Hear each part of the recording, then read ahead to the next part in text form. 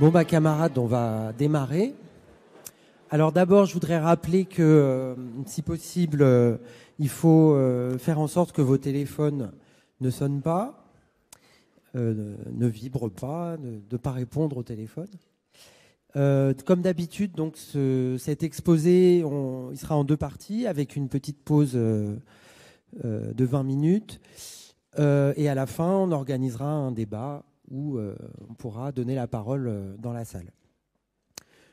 Voilà. Alors pour introduire le sujet d'aujourd'hui, accéder à un système de soins digne de ce nom, c'est un besoin humain fondamental. Et aujourd'hui, avec les connaissances et la science dont l'humanité dispose, avec les progrès techniques et industriels extraordinaires réalisés depuis les débuts du capitalisme, la société aurait largement les moyens de satisfaire ce besoin. Pourtant, pour la plupart des habitants de la planète, l'accès aux soins reste un luxe inaccessible, faute de structures adaptées ou faute d'argent pour payer des médicaments. La rougeole, par exemple, maladie pour laquelle il existe pourtant un vaccin, a encore tué 136 000 personnes dans le monde l'année dernière, en majorité des enfants. Le choléra, que l'UNICEF qualifie de maladie de la pauvreté et de l'insalubrité, continue de faire des ravages. Récemment, il est réapparu aux Comores et du même coup à Mayotte, département français. Pourtant, la lutte contre le choléra ne nécessite pas de moyens sophistiqués, simplement un système d'eau potable et d'évacuation des eaux usées. Le système capitaliste pourrissant est incapable d'apporter ces conditions élémentaires aux habitants de la planète. Et même au cœur des pays riches, où la classe ouvrière avait pu bénéficier d'une période d'amélioration, l'accès aux soins et à la santé recule. Ici, en France, se soigner coûte de plus en plus cher. La ministre de la Santé vient d'annoncer une baisse des remboursements par la sécurité sociale, des consultations médicales et des médicaments, donc de nouveaux frais à payer par les complémentaires santé qui vont probablement augmenter leurs cotisations. Quant aux 3 millions de personnes sans mutuelle, ce sera à elles de tout payer. Et cela s'ajoute aux franchises médicales sur les consultations, les médicaments et les transports qui ont déjà été augmentés en mars dernier. Des choses qui pouvaient paraître simples dans les années 1970 ou 1980, comme appeler son médecin pour qu'il passe vous examiner, se transforment aujourd'hui en parcours du combattant. Dans les zones rurales, dans les villes moyennes ou dans les banlieues populaires des grandes villes, 9 millions de personnes n'ont pas de médecin traitant. Et 30% de la population vit dans ce qu'on appelle un désert médical. Certains se retrouvent un soir angoissés avec 40 degrés de fièvre, sans parvenir à trouver un médecin, parfois contraints de faire plusieurs dizaines de kilomètres pour rejoindre les urgences les plus proches.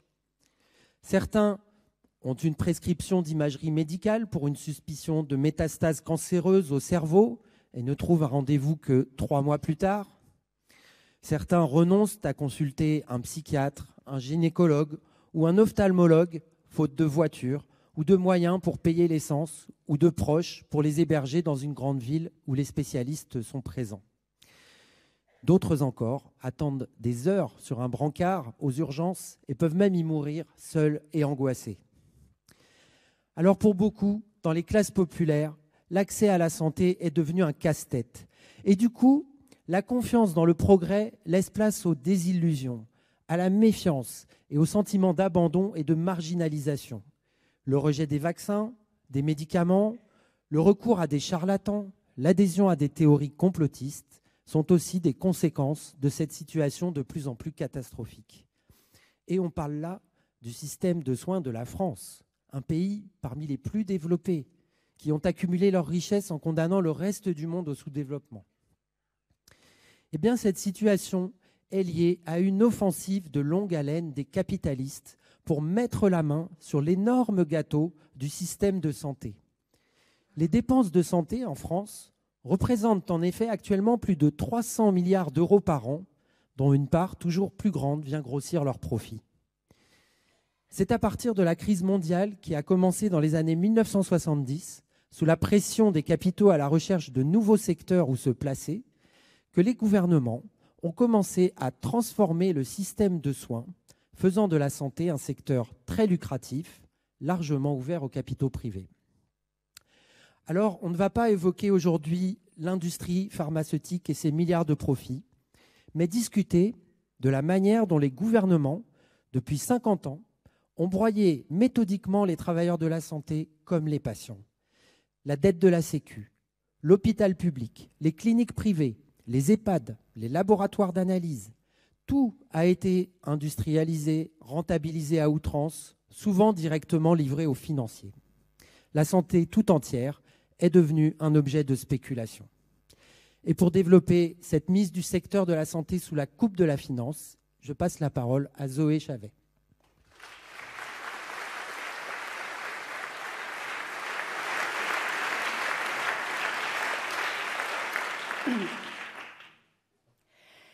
Historiquement, les hôpitaux étaient issus de la charité religieuse au Moyen-Âge, comme l'indiquent encore certains noms comme Hôtel-Dieu.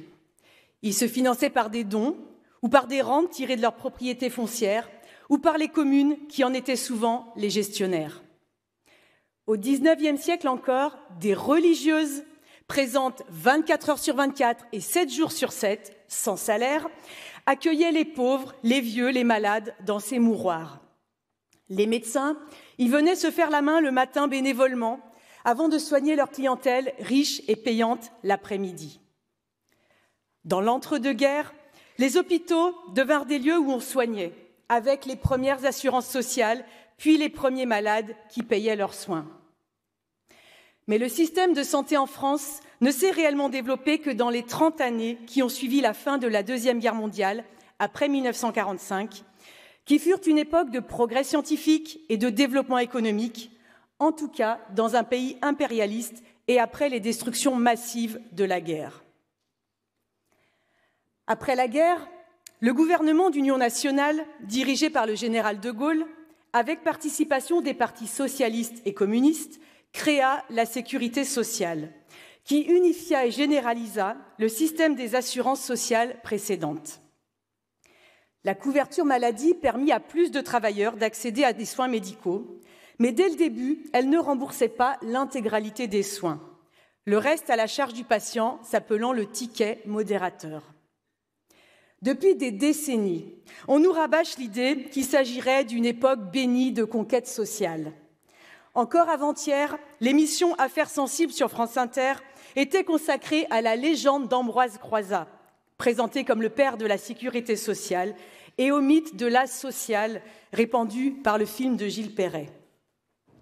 Mais l'Europe était alors ravagée par les séquelles de la guerre, les destructions, les déplacements de population.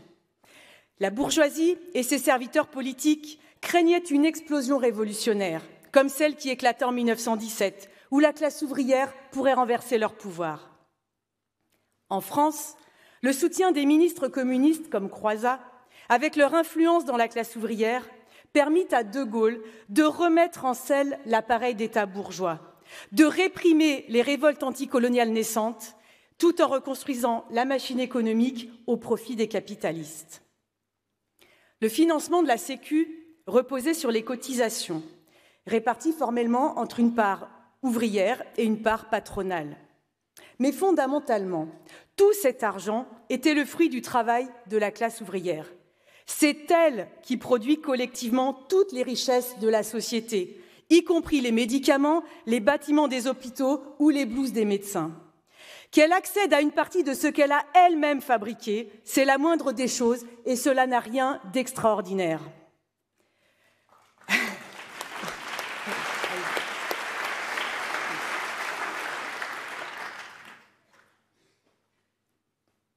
Pour le patronat, ce n'était pas cher payé pour remettre au travail une classe ouvrière physiquement affaiblie, dont les salaires réels chutaient à cause de l'inflation et dont les semaines de travail dépassaient les 45 voire 50 heures. Les laudateurs de la Sécu continuent à nous la présenter comme un progrès social, sous prétexte que ce serait un système basé sur la solidarité, où chacun cotise selon son salaire et reçoit selon ses besoins. Ils sont incapables d'imaginer autre chose qu'un système reposant sur l'exploitation salariale. Car le salaire, même si on compte sa partie versée à la Sécu au lieu d'être touché directement, le salaire différé, n'est que le prix que le patron paye pour la force de travail. Grâce à ce salaire, l'ouvrier est en capacité de revenir se faire exploiter le lendemain. Et c'est toujours le patron qui garde le contrôle du capital, amasse les profits et prend les décisions. La caisse de la sécurité sociale n'a jamais été dirigée par les travailleurs eux-mêmes. Si les dirigeants syndicaux ont été associés à sa gestion, dès le début, l'État a gardé la main sur les décisions concernant le montant des cotisations, les prix et les taux de remboursement. En 1967, il a imposé la division de la caisse unique de Sécu en 3 caisses séparées, vieillesse, maladie et allocation familiale, pour empêcher la solidarité entre les risques.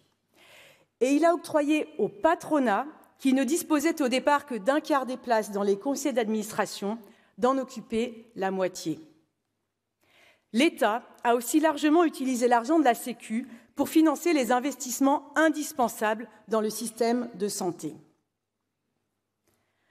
Entre 1950 et le début des années 70, les pays impérialistes ont connu une période de développement économique connue sous le nom abusif de 30 glorieuses. En partant d'un appareil productif largement détruit par la guerre mondiale et en poursuivant l'exploitation du monde entier, les richesses s'y sont accumulées et ont permis la modernisation et le développement des outils industriels, puis aussi du système de soins. Comme les capitalistes privés rechignaient à mobiliser les capitaux nécessaires pour relancer la production d'électricité ou de charbon ou pour construire des autoroutes, c'est l'État qui s'en est chargé. Grâce à cette béquille étatique et au marché de la reconstruction, l'industrie privée a connu des gains de productivité dans la chimie, la métallurgie, la construction automobile ou les chantiers navals. Dans cette période, l'essentiel des profits se réinvestissait dans la production. La santé, en revanche, n'attirait pas encore les capitalistes, parce qu'ils n'en espéraient pas assez de profits. Mais certains hauts fonctionnaires voyaient plus loin que l'égoïsme borné du patron individuel, comme cet énarque qui défendait ainsi en 1947 la nécessité d'une politique sociale. Je le cite. « De tels progrès entraîneront en outre une augmentation de la main-d'œuvre et un accroissement non négligeable du rendement moyen de la population ouvrière française. » Comme vous voyez, ce n'est pas vraiment le bien-être des travailleurs qui les motivait. Le système de santé français était en retard sur ses voisins européens. Il n'y avait par exemple que 3,6 lits d'hôpital pour 1000 habitants, contre 9 ou 10 en Grande-Bretagne. Alors, une fois les secteurs vitaux pour les capitalistes relancés, l'État a impulsé dans les années 60 la modernisation du système hospitalier français. En 1958, le médecin Robert Debré, aidé par son fils Michel Debré, ministre de Gaulle, parraina une réforme qui créait les centres hospitaliers universitaires, les CHU, fusionnant en leur sein l'enseignement et la recherche. Les médecins durent travailler à temps plein à l'hôpital, tout en gardant la possibilité d'y accueillir une clientèle privée. Un vaste plan de construction et de modernisation fut lancé, financé à 40% par l'État, c'est-à-dire en grande partie par les impôts des travailleurs, à 30% par la Sécu, donc avec les cotisations des travailleurs, et les 30% restants par des ressources propres à l'hôpital. En 15 ans, entre 1960 et 1975, la moitié des bâtiments existants furent rénovés. Les vieilles salles communes, où s'alignaient des dizaines de malades, furent remplacées par des chambres au confort moderne. De nouvelles constructions renforcèrent le maillage de tout le territoire et augmentèrent le nombre de lits d'hôpital, avec la généralisation d'outils de diagnostic comme la radiologie et de nouveaux secteurs comme la traumatologie du fait de l'arrivée des accidents de la route. Côté personnel, les religieuses furent progressivement remplacées par des infirmières diplômées qui étaient formées et qui recevaient un salaire. Le nombre de médecins par lit d'hôpital tripla entre 1965 et 1980, tandis que le reste du personnel doublait. La période connut aussi une formidable révolution thérapeutique. La vaccination contre la poliomyélite, puis la coqueluche et la rougeole fut généralisée. On produisit industriellement les premiers antibiotiques, comme la pénicilline ou la streptomycine, qui réduisirent énormément la mortalité due aux maladies infectieuses. En 30 ans, tous les secteurs connurent des progrès fulgurants. Pilules contraceptives, psychotropes, cortisone, médicaments contre l'hypertension artérielle, nouvelles techniques de chirurgie, découverte de la double hélice de l'ADN, essor de la génétique, mise au point de l'échographie puis du scanner, transfusion sanguine, reins artificiels, etc. Bien sûr, ces progrès eurent lieu dans le cadre d'une société d'exploitation, avec son cortège d'inégalités. Les ouvriers restaient plus exposés aux risques de décès au travail, aux produits dangereux, aux logements insalubres ou aux horaires décalés. L'accès aux soins lui-même n'a jamais été égal, avec des recours moindres dans les classes populaires aux dentistes, aux spécialistes ou des consultations plus tardives, car les soins n'ont jamais été totalement gratuits. En 1980, l'écart d'espérance de vie entre un cadre et un ouvrier restait de 6 ans pour les hommes, et il est d'ailleurs encore du même ordre aujourd'hui. Mais cette période a quand même été vécue par la majorité de la population comme une période d'amélioration, où elle pouvait enfin bénéficier des progrès de la médecine. L'espérance de vie à la naissance, qui était de 43 ans en moyenne en 1872, de 66 ans en 1950, a dépassé les 74 ans en 1980. La santé, de secteur marginal qui reposait sur la charité au début du XXe siècle, s'était transformée grâce aux investissements publics, mais aussi du fait du vieillissement de la population, en un vaste secteur de l'économie.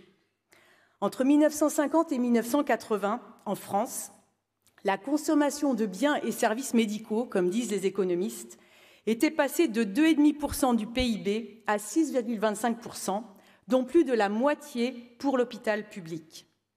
Pour les capitalistes, c'était devenu un immense gisement de profit potentiel encore peu exploité.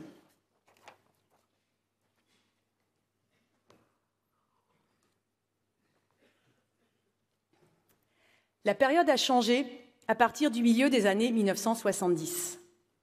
La crise du dollar, puis le choc pétrolier, ont signé l'entrée en crise de l'économie capitaliste.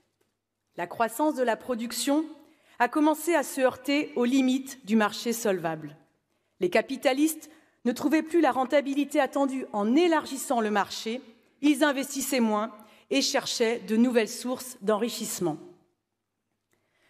Sur fond d'une économie en stagnation, la bourgeoisie a intensifié la guerre sociale contre la classe ouvrière pour s'accaparer une part plus grande des richesses produites. Cela s'est traduit d'une part par une offensive directe contre le niveau de vie des travailleurs et d'autre part, les capitaux disponibles ont pénétré de nouveaux secteurs qui leur échappaient en partie, avec l'objectif de récupérer une partie de ce qui avait été versé aux travailleurs en salaire différé. Dans le domaine de la santé, cela s'est traduit par deux mouvements en partie contradictoires qui se poursuivent aujourd'hui. Une politique de baisse des dépenses de santé de la part de l'État et en même temps une pénétration croissante du capital privé. Il faut dire qu'il y avait de quoi attirer la convoitise des capitalistes. Vers 1980, le budget total de la sécurité sociale était comparable à celui de l'État. Les remboursements garantis par la Sécu avaient déjà largement enrichi les industriels de la pharmacie, comme Rhône-Poulenc, Roussel-Uclaf ou Servier. Mais une grande partie des richesses dépensées dans la santé échappaient encore, pour l'essentiel, à la loi du profit. Les hôpitaux n'étaient pas organisés pour être rentables, mais pour soigner. Des centaines de milliers de travailleurs les faisaient tourner, souvent attachés à l'idée qu'ils étaient là pour soigner tout le monde. Il a fallu des décennies d'offensives pour changer ces habitudes et briser leur façon de travailler. C'est l'État qui a pris l'initiative de transformer ce secteur en machine à profit. À partir des années 70, les gouvernements ont drainé l'argent de la santé vers les coffres des capitalistes, en démantelant le système de soins qui existait, en broyant les travailleurs et les patients. Soulignons au passage que cette évolution de fond vers des privatisations et la financiarisation de la santé a été la même dans tous les pays riches, quelles qu'aient été au départ les différences d'organisation de leur système de santé. La préoccupation de freiner la hausse des dépenses de santé est apparue un peu avant le début de la crise économique. En 1971, un quota d'étudiants en médecine appelé numerus clausus a été mis en place dans l'objectif de limiter l'offre de soins. Dans les discours officiels, la santé a commencé à devenir un coût. C'est Raymond Barre, Premier ministre de droite de Giscard entre 1976 et 1981, qui a commencé à parler ouvertement de maîtrise des dépenses de santé. Avec tous les sous-entendus méprisants sur les gens qui abusent des soins, ils ont commencé à habituer les esprits à l'idée qu'il faudrait économiser pour pouvoir baisser les cotisations patronales versées à la Sécu. Le numerus clausus des médecins a été régulièrement baissé, de 8 000 places par an en 1977 à 3 500 en 1993. Des quotas à l'entrée en école d'infirmière existèrent de 1983 à 2000. Une partie de ceux qui souhaitaient devenir soignants furent ainsi empêchés de le faire. Et cette politique, poursuivie jusqu'à récemment, est une des sources des pénuries actuelles de médecins et de personnel paramédical. Les premières attaques contre l'hôpital public furent lancées en 1983.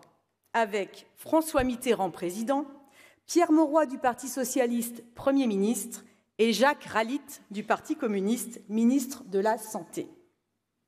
Ils mirent fin à la gratuité des soins à l'hôpital en instaurant le forfait hospitalier qui était de 20 francs, une somme à payer pour chaque journée à passer à l'hôpital et qui n'a cessé d'augmenter depuis. Les mêmes introduisirent un premier changement profond dans le financement des hôpitaux, en instaurant le budget global. L'hôpital ne serait plus financé en fonction de ses besoins, mais en fonction d'un budget annuel fixé à l'avance à ne pas dépasser. Dans les années 90, la course aux économies poussa à privatiser la maintenance des bâtiments et des installations. Les dirigeants prétendaient que l'hôpital devait se recentrer sur son cœur de métier, qui est le soin, et dégager vers le profit privé tout ce qui était autour. Puis les cuisines et les blanchisseries furent restructurées et regroupées, avec des suppressions d'emplois et des rythmes de travail augmentés. La stérilisation réalisée dans chaque service fut abandonnée au profit d'installations centrales. En 1996, les agences régionales d'hospitalisation, créées par la droite sous Chirac et dirigées par l'État, prirent prétexte de la moindre qualité des soins pour fermer une multitude de petits services ou de maternités locales. Mais jamais ils n'ont cherché à tirer vers le haut le niveau des hôpitaux locaux, par exemple en les associant à un grand CHU. Résultat, des femmes enceintes sont contraintes de faire des dizaines de kilomètres pour rejoindre une maternité, certaines accouchant même dans l'ambulance, voire dans leur voiture. Après 1997, les 35 heures à l'hôpital, instaurées par le gouvernement PS-VRPC de Jospin, sans embaucher en proportion de la baisse du temps de travail, furent une occasion d'augmenter la productivité. Les travailleurs ne pouvaient prendre les congés auxquels ils avaient droit, ou ils étaient censés avoir droit, et ils accumulaient des heures dans des compteurs. C'est pourquoi, en 2003, l'administration hospitalière reçut le droit d'assouplir les 35 heures, qui étaient de fait une fiction, et d'allonger le temps de travail des personnels. En pressurant les travailleurs, en supprimant des lits d'hôpital et en dégradant l'offre de soins, les gouvernements successifs réussirent à comprimer les dépenses de l'hôpital public. Les cliniques privées à but lucratif commencèrent à mettre la main sur les soins qui rapportaient le plus, comme des actes de chirurgie programmée ou des appendicites. Toutes ces années ont constitué une rupture majeure avec la période d'investissement précédente. Les gouvernements ont initié la transformation du système de soins en un hôpital gérée comme une entreprise industrielle.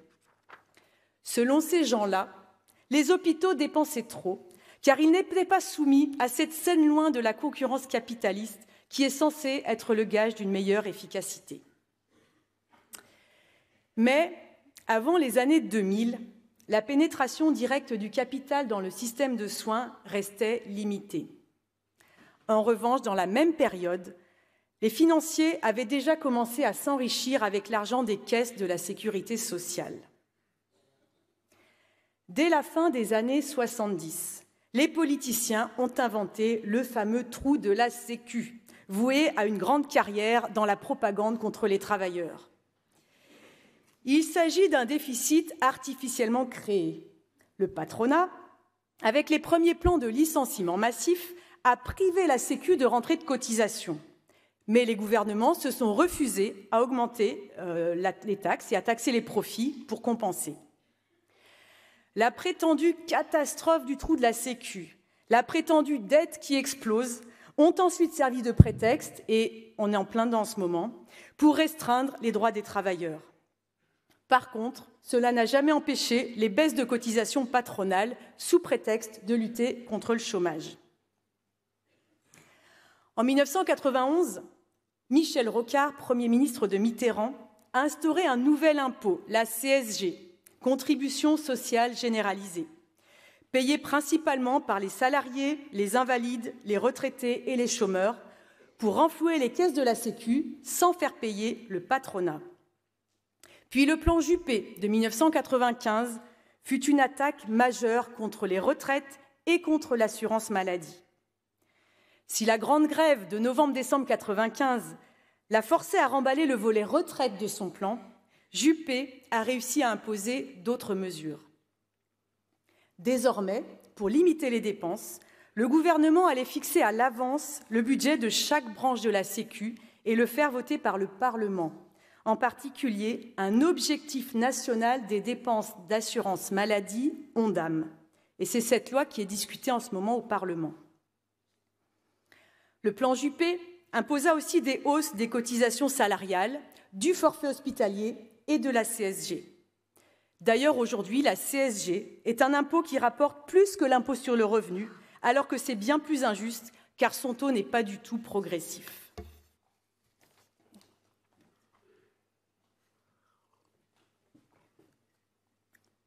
Quant au trou de la Sécu, en réalité, comme toute dette publique, c'est une excellente affaire pour les capitalistes.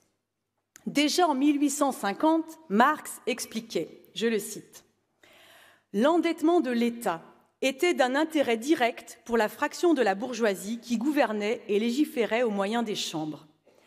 À la fin de chaque année, nouveau déficit. Au bout de 4 ou 5 ans, nouvel emprunt. Or, chaque nouvel emprunt fournissait une nouvelle occasion de rançonner l'État, qui, maintenu artificiellement au bord de la banqueroute, était obligé de traiter avec les banquiers dans les conditions les plus défavorables. » Vous voyez, ça n'a rien de nouveau. Cette bonne vieille recette bourgeoise fonctionne aussi avec la dette de la Sécu. Depuis le plan Juppé, cette dette est gérée par une caisse spéciale, la Caisse d'amortissement de la dette sociale, CADES. Elle emprunte de l'argent directement sur les marchés financiers. Censée être provisoire, elle a été prolongée par chaque gouvernement. Après la crise du Covid, la CADES a encore récupéré une dette de 136 milliards d'euros supplémentaires et sa durée de vie a été prolongée jusqu'en 2033. Qui dit dette dit évidemment intérêt à payer aux financiers. Pour alimenter cette pompe à finances, la CADES ponctionne une partie de la CSG et touche l'argent d'un nouvel impôt créé en 1996, la CRDS, contribution au remboursement de la dette sociale, qui représente 0,5% sur tous les revenus d'activité. Ainsi se réalise le miracle de la dette publique. Cet argent prélevé par l'impôt, au lieu d'aller faire fonctionner le système de santé, est directement siphonné par la finance. Avec un paiement des intérêts ainsi garanti par l'impôt, les obligations émises par la CADES sont un placement fiable pour les banques et les fonds d'investissement et qui rapportent. Entre 1996 et 2018, la CADES a versé 61 milliards d'euros en intérêts et en commissions pour les financiers. Alors quand le gouvernement nous rebat les oreilles aujourd'hui encore avec le soi-disant trou abyssal pour justifier les baisses de remboursement ou les attaques contre les arrêts maladie, oui, il y a un véritable trou noir qui engloutit les impôts des travailleurs, mais ce trou noir, ce sont ces milliards d'intérêts versés aux banquiers.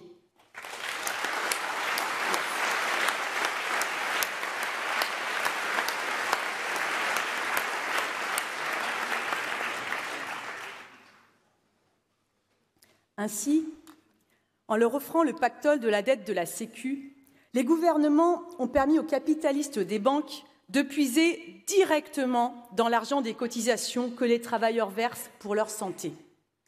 On pourrait aussi parler des complémentaires santé, qui sont de plus en plus livrés à l'appétit des assureurs privés. Mais les gouvernements se sont aussi acharnés à faire entrer les méthodes capitalistes au cœur même des soins aux malades. Si l'impulsion date des années 80-90, cela a pris du temps, car les hôpitaux n'avaient pas été conçus dans ce but. Et cela heurtait les habitudes de travail de centaines de milliers de travailleuses et de travailleurs, médecins, infirmières, aides-soignantes, manipulateurs radio, agents d'entretien, laborantins ou secrétaires. Il a fallu briser ces habitudes. Pour y parvenir, l'État et ses hauts fonctionnaires ont transformé radicalement l'organisation de l'hôpital. D'une part, les hôpitaux publics ont été poussés à s'endetter massivement, faisant rentrer les exigences et les méthodes des financiers au cœur de l'hôpital.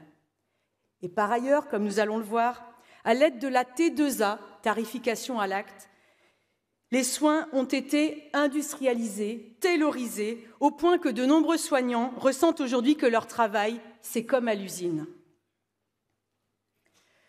Pour Jean de Kervasdoué, haut fonctionnaire dans la santé dans les années 80 sous la gauche, je le cite, « L'hôpital est une entreprise comme une autre. Le mot marketing choque, mais c'est bien de cela qu'il s'agit. L'hôpital cherche à vendre. » Il fut l'un des initiateurs de la transformation de l'hôpital en usine à produire du soin. Dans la décennie suivante, la première étape de ce processus a été de donner une valeur marchande aux actes de soins. Des chercheurs ont décortiqué chaque acte, calculé pour chaque patient combien on dépense en soins, en médicaments, en frais de blanchisserie, de ménage. Ils ont regroupé les patients en groupes homogènes de malades, défini des séjours standards pour chaque type de pathologie et calculé le coût de revient moyen. C'est ainsi qu'a finalement été fixé un tarif, c'est-à-dire le prix que la Sécu va verser à l'hôpital pour chaque acte. Depuis 2004, une part importante du budget alloué aux hôpitaux dépend de la T2A. Comment ça se passe? À l'hôpital, à partir du dossier de chaque patient, des techniciens affectent un code à chaque acte opéré. En fonction du diagnostic, du sexe, de l'âge, un algorithme classe alors le patient dans un des groupes homogènes de malades qui détermine le tarif qui va être payé par la Sécu à l'hôpital. Le choix judicieux du codage est devenu tout un art. Par exemple, un patient est admis pour une fracture due à une chute, mais on découvre que la chute était due à un accident cardiaque. Selon le choix du codage, pour le même séjour du même patient, l'hôpital ne touchera pas la même somme. En pensant à bien coder la présence d'escarres ou l'état de dénutrition du patient, le tarif reçu pour un même séjour peut passer de 1 800 à 2 000 euros. Miracle de l'esprit d'initiative capitaliste, capable d'utiliser la moindre opportunité pour faire du fric, il y a même des entreprises de conseil comme Altao qui proposent leurs services à l'hôpital pour optimiser le codage des actes, c'est-à-dire pour les aider à augmenter la facture présentée à la Sécu. Avec ce système, il n'y a plus de place pour le patient individuel et ses besoins particuliers. Pour une pathologie donnée, la Sécu fixe un nombre de jours d'hospitalisation standard qui seront payés. Si le patient part avant, l'hôpital aura gagné de l'argent. Et s'il part après, il devra assumer financièrement. Si un malade a besoin d'un médicament plus cher que le patient moyen issu de l'algorithme, l'hôpital ne sera pas remboursé.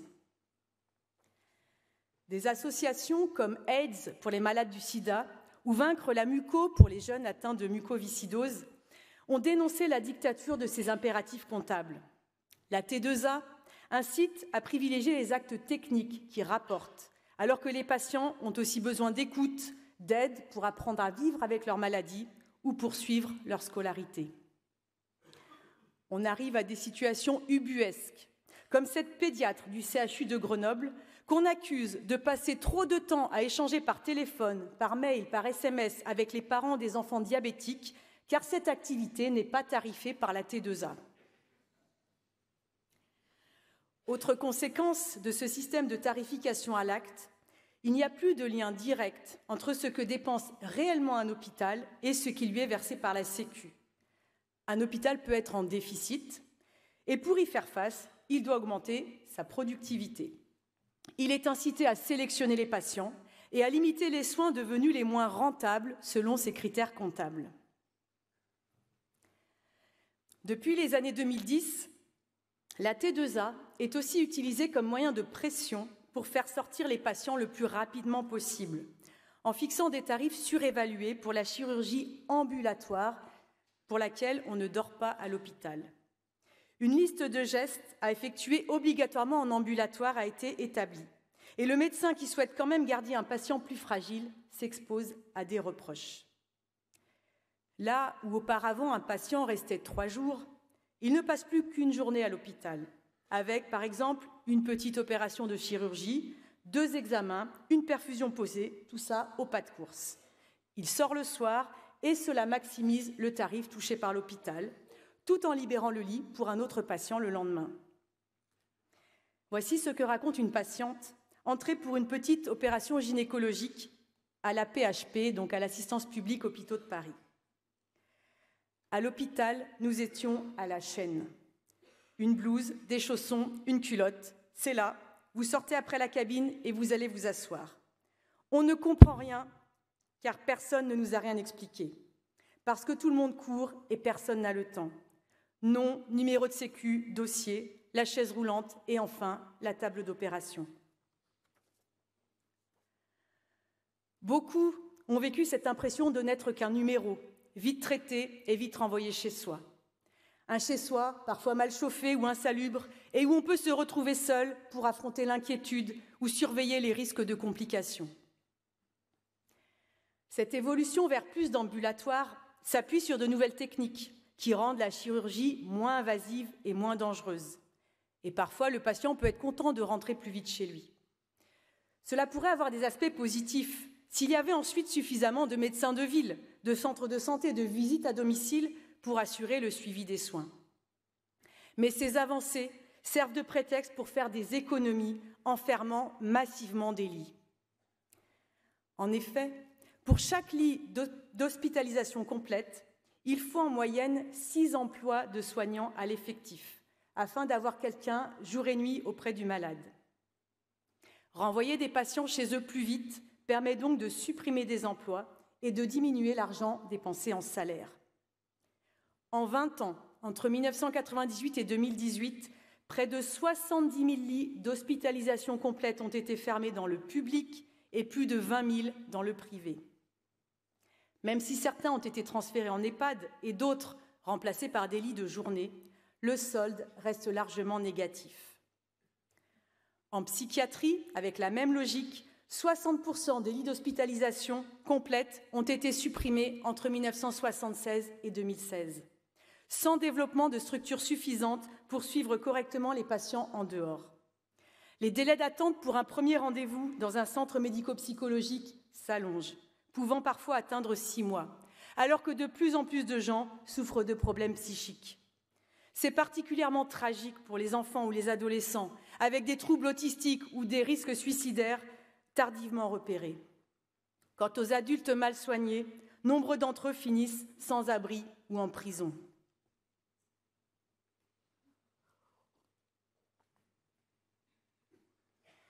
Cette politique de l'État a été mise en œuvre par de hauts fonctionnaires qui font des allers-retours entre le privé et le public.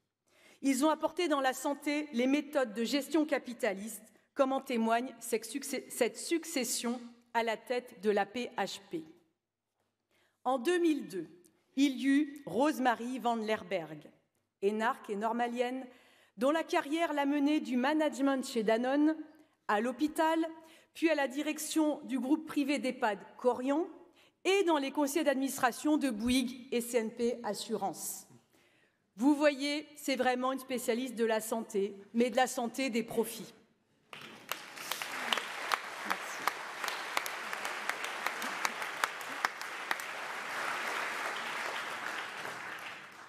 En 2010 est arrivée Myriel Faugère, dont le génie commercial avait consisté à importer à la SNCF le système des prix variables pour optimiser le remplissage des trains. Après un court passage à l'hôpital, elle est retournée dans le privé, au conseil d'administration du tristement célèbre géant des EHPAD, Orpea. De 2013 à 2022, ce fut au tour de Martin Hirsch, un haut fonctionnaire habitué des allées du pouvoir, ex-directeur d'Emmaüs France, qui a fricoté avec la gauche et avec la droite. Haut commissaire sous Sarkozy, nommé à la tête de la PHP sous Hollande, il avait immédiatement annoncé la couleur. Nous vivons dans un pays où la réduction des déficits publics est une priorité. Je ne vois pas pourquoi la PHP n'y contribuerait pas. Son projet assumé, c'était un hôpital avec moins de lits et plus de malades, entouré d'hôtels payants pour y loger les malades et leurs familles.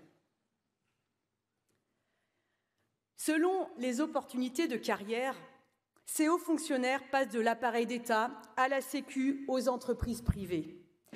Ils y mènent la même politique au service de la bourgeoisie et de son système. Ce sont eux qui ont mis en œuvre le passage des hôpitaux dans les griffes de la finance. À partir de 2003, sous le gouvernement Raffarin, ils ont poussé les hôpitaux publics, souvent vieillissants, à se lancer dans une concurrence entre eux, comme toutes les entreprises privées. Du fait de la limitation des subventions de l'État, ils ont été incités à s'endetter pour se moderniser. En 2005, les directeurs d'hôpitaux ont été autorisés à emprunter directement sur les marchés financiers, créant encore une nouvelle dette.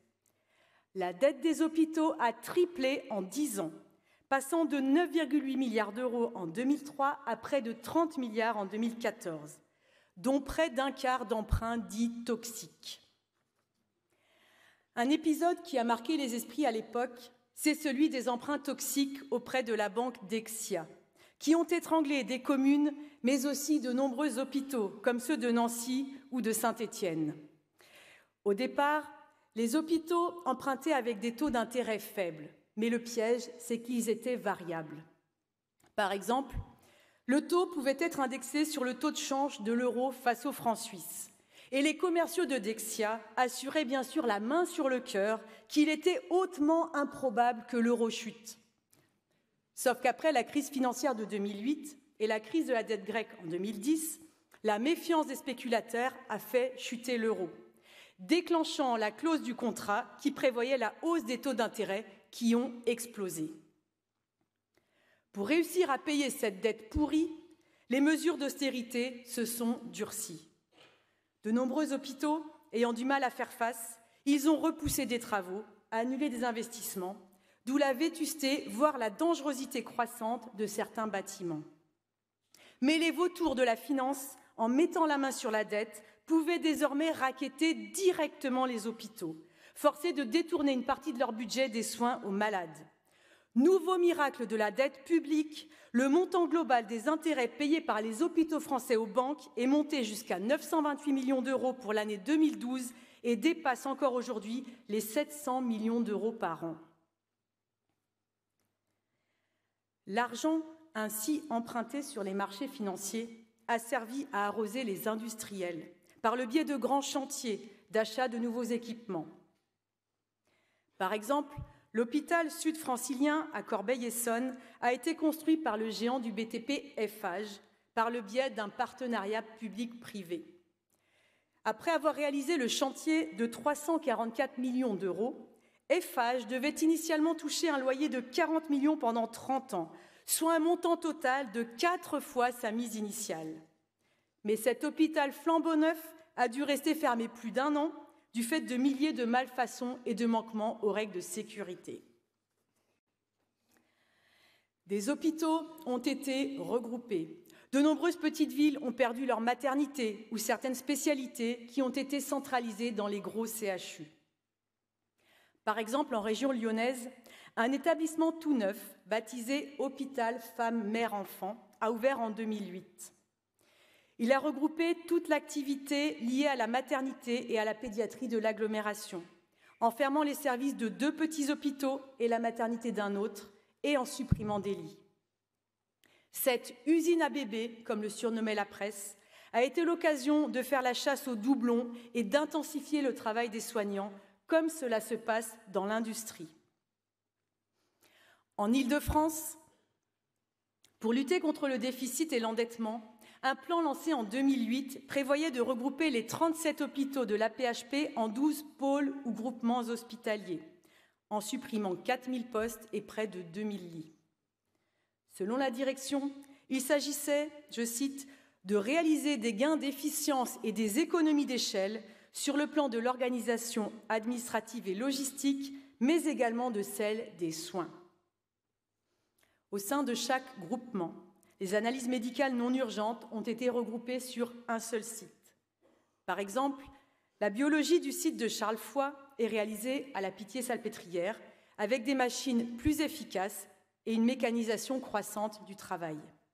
Les laboratoires de bactériologie des hôpitaux Tenon, Trousseau et Saint-Antoine ont été regroupés à Saint-Antoine. Des plateaux techniques de réanimation ou de chirurgie sont également regroupés. Une multitude de salles d'opération voisines permettent d'économiser du personnel, comme les infirmières de bloc qui passent plus vite d'une salle à l'autre. Cette rationalisation et la modernisation technique et matérielle, qui pourrait représenter un progrès en dégageant du temps pour les relations humaines, se sont accompagnées, au contraire, d'économies sur le personnel et de la précarisation des travailleurs, y compris de certains médecins. En voilà un des aspects révoltants.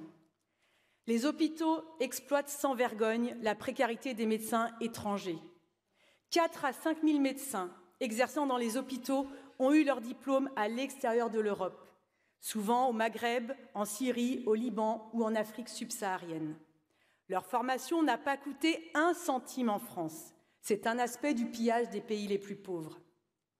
Ils assurent opérations, consultations et gardes, en cumulant les heures et en étant payés autour de 1 500 € net au début, bien moins que leurs collègues à diplôme français.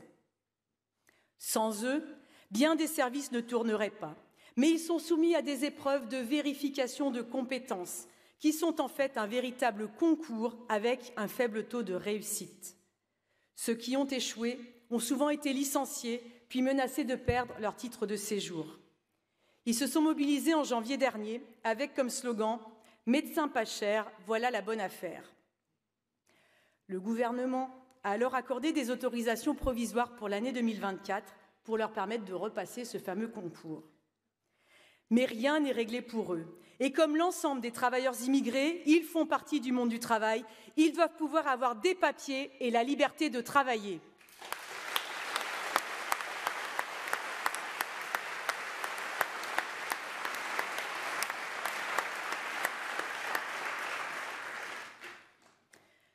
Toujours pour faire la chasse aux coûts, la façon de travailler a été bouleversée.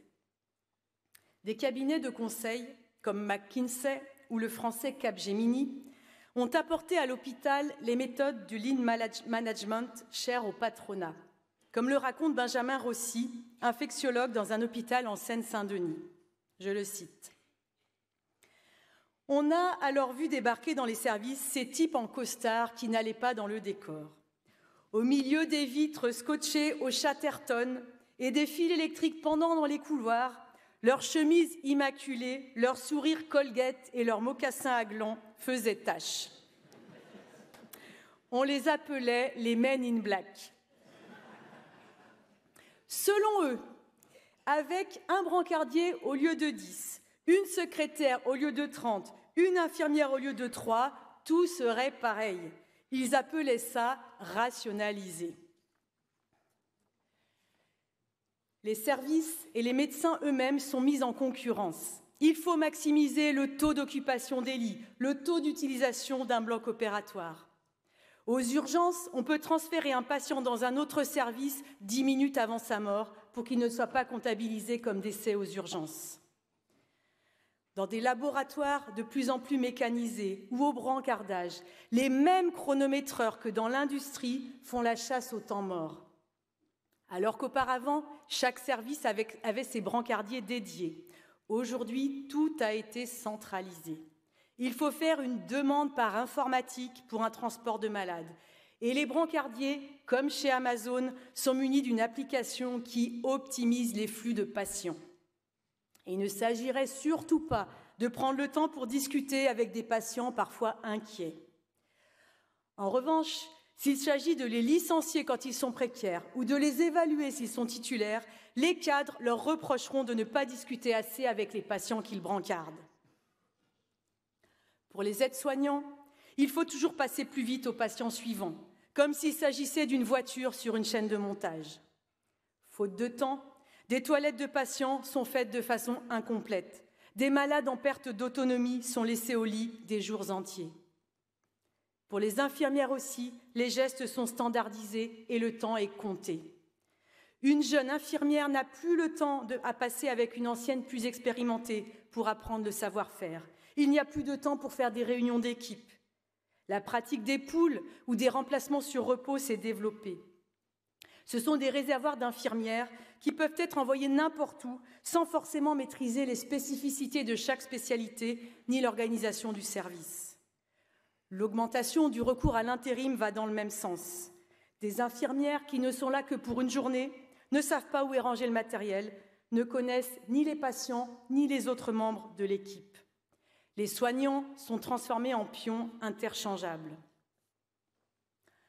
Dans les hôpitaux psychiatriques, où le relationnel entre soignants et patients est particulièrement important, le sous-effectif et le manque de temps se traduisent pour les patients par plus de contention et plus de passages en chambre d'isolement. Au quotidien, c'est aussi moins d'activités thérapeutiques pour des patients qui parfois y passent leur vie, moins de sorties où ils peuvent faire comme tout le monde en allant au centre commercial ou en déjeunant à la cafétéria. En 1920, Trotsky décrivait ainsi la mise au pas des travailleurs dans l'industrie capitaliste. La productivité du travail salarié n'est pas quelque chose qui est donné, achevé, présenté par l'histoire sur un plateau. Non, c'est le résultat d'une politique longue et tenace de répression, d'éducation, d'organisation et de stimulation de la classe ouvrière par la bourgeoisie. Pas à pas, la bourgeoisie a appris à pressurer les travailleurs pour extorquer de leur travail une quantité toujours croissante de produits. Un siècle après, ce sont exactement les mêmes méthodes que les dirigeants ont transposées dans la santé. Tout l'argent économisé en salaire, en personnel, au détriment d'une santé humaine et bienveillante, permet, outre le paiement des intérêts aux banquiers, à une kyrielle d'entreprises capitalistes de s'enrichir dans et autour de l'hôpital. Le développement de l'ambulatoire est une aubaine pour les capitalistes de l'hôtellerie, comme le groupe Accor, qui ouvre des hôtels hospitaliers pour des patients qui viennent de loin et souhaitent dormir la veille ou le soir à côté de l'hôpital. Mais l'argent du patient ou de son assurance maladie alimente les profits d'une multitude d'entreprises. Prenons un patient hospitalisé aux hospices civils de Lyon.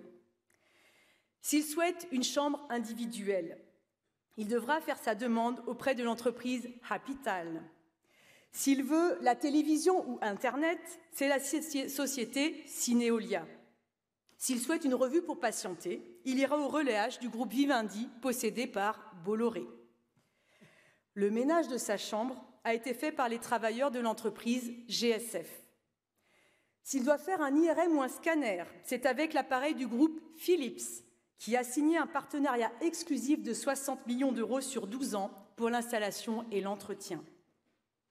S'il a besoin d'une analyse médicale, interviendront les automates installés par le leader mondial de la biotechnologie Roche, qui a lui aussi un contrat d'exclusivité. Un test PCR, c'est fourni par l'entreprise Biomérieux, qui appartient à Mérieux, 20e fortune française. Aurait-il besoin d'oxygène ? Les bouteilles viennent d'Air Liquide, leader mondial des gaz, technologies et services pour l'industrie et la santé. S'il prend des médicaments, il versera évidemment son tribut à Sanofi ou Merck. Il peut aussi avoir la chance d'être opéré avec un robot high-tech de chirurgie assistée vendu par Medtronic, géant mondial des technologies médicales. Et pour se débarrasser de lui, voilà la dernière venue, Noé Santé, une start-up spécialisée pour accélérer la sortie des malades.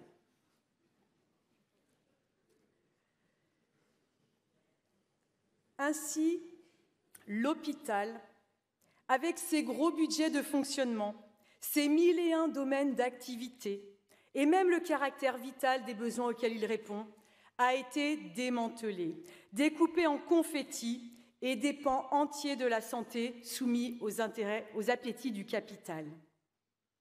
Grâce à une politique volontariste de l'État, son budget est tapé par tous les bouts, que ce soit par les entreprises privées qui vendent du matériel ou des services, ou par les banquiers qui prélèvent leurs dîmes.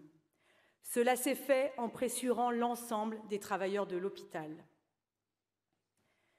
Certains travailleurs de la santé se découragent et préfèrent quitter leur emploi et rendre leur blouse.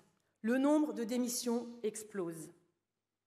Mais d'autres, régulièrement, contestent collectivement cette dégradation.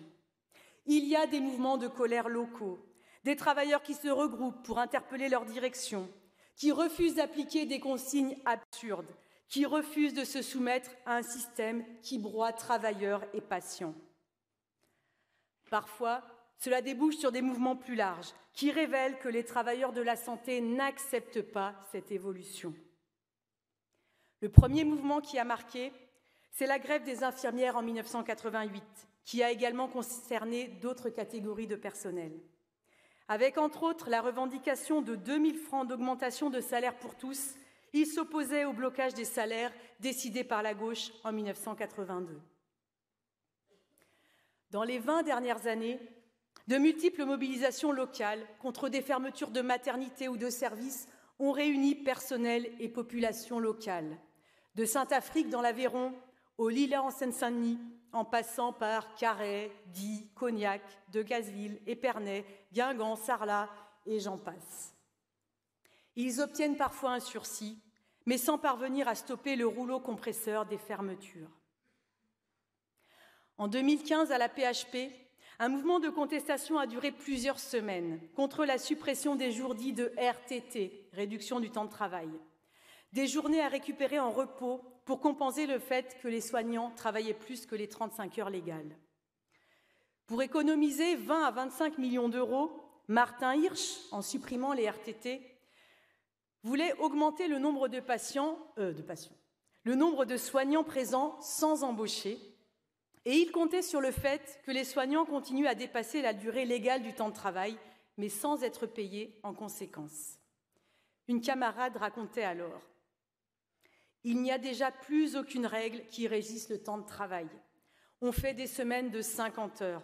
On passe du jour à la nuit dans la même semaine. Tous les jours ou presque, pour arriver à faire le boulot et à passer les consignes, on reste après l'heure, un quart d'heure, 1 heure, le temps de finir.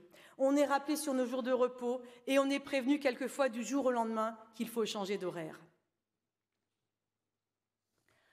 En 2019, une autre vague de contestation a cette fois-ci secoué les services d'urgence, avec la particularité de toucher l'ensemble des métiers et tout le pays.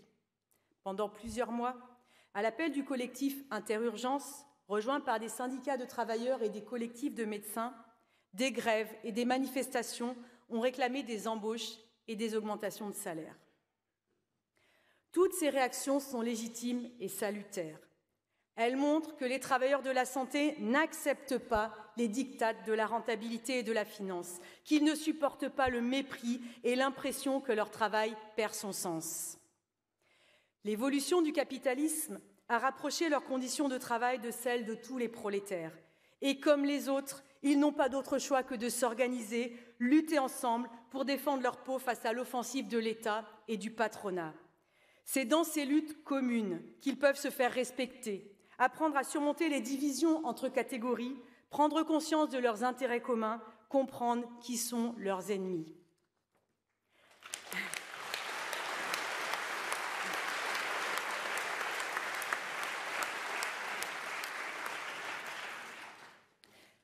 Mais ils doivent réaliser que l'État ne pourra pas être de leur côté.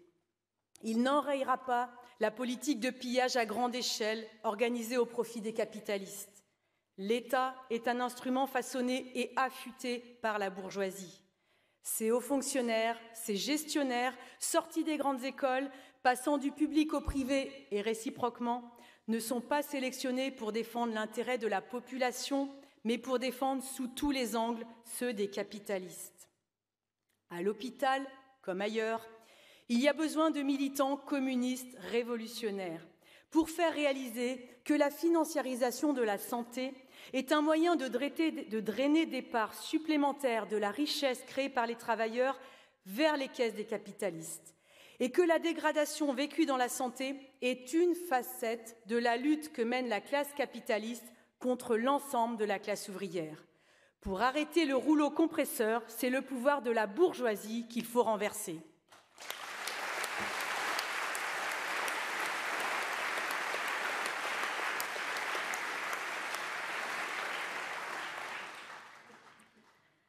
En 2020, la crise du Covid fut un révélateur de l'état de ruine où était le système hospitalier. Déjà à peine capable de faire face aux périodes normales et aux épidémies habituelles comme la bronchiolite, il a été complètement débordé. Et les soignants se sont retrouvés seuls dans cette guerre sanitaire. Dizaines de lits fermés, pénurie de masques, manque de respirateurs, manque de personnel. Macron et son gouvernement n'ont ni changé de politique, ni imposé la moindre contrainte aux fabricants de vaccins qui ont engrangé des super profits dans cette période. En revanche, les contraintes se sont abattues sur l'ensemble de la population, avec leçons de morale et dressage sous forme de confinement, couvre-feu et autres passes sanitaires. Les paroles mielleuses de Macron sur les travailleurs essentiels étaient une piètre tentative pour masquer la réalité. Les fermetures de lits ont continué, encore plus nombreuses en 2020 en plein Covid qu'en 2019. Et ça ne fait que s'accélérer depuis. Les restructurations avec suppression de personnel et de lits se poursuivent. Par exemple, le futur Grand Hôpital Nord, qui devrait ouvrir ses portes en 2028 à Saint-Ouen, qui fusionne 2 hôpitaux, Bichat et Beaujon, s'accompagne de la suppression de près de 25% des lits. Quant au Ségur de la santé, une prétendue réponse du gouvernement aux revendications des travailleurs, il n'a accordé qu'une augmentation de salaire bien insuffisante aux hospitaliers et rien à ceux de la sous-traitance. Les pénuries de personnel créées par la politique des gouvernements atteignent des sommets. Les places en formation de médecins ou d'infirmières ne suffisent pas pour faire face aux besoins. Les démissions sont de plus en plus nombreuses, ainsi que les départs en invalidité, en particulier des aides-soignantes dont le travail est très dur physiquement. Cela alimente le cercle vicieux de la dégradation pour ceux qui restent. De nombreux lits, voire des unités entières, restent fermés pendant des mois par manque de personnel. Voilà l'implacable bilan de 20 ans de financiarisation, d'irruption violente des exigences du profit privé au cœur de l'hôpital. Dans le manifeste du Parti communiste, Marx expliquait comment la bourgeoisie, dans sa transformation de la société passée, avait détruit les sentiments qui enrobaient les relations personnelles dans la société féodale pour les remplacer par une exploitation ouverte, éhontée, directe, brutale. L'hôpital avait longtemps échappé à l'emprise directe de la finance. laissant une certaine place au sentiment des soignants de faire une œuvre utile et à la préoccupation du bien des malades. Mais désormais, là aussi, la concurrence et la loi du marché capitaliste ont imposé l'exploitation ouverte, éhontée, directe, brutale. Pour les capitalistes, la santé est un secteur comme les autres, un support pour dégager du profit. Ce sont des irresponsables et la seule solution, c'est que les travailleurs les empêchent de nuire.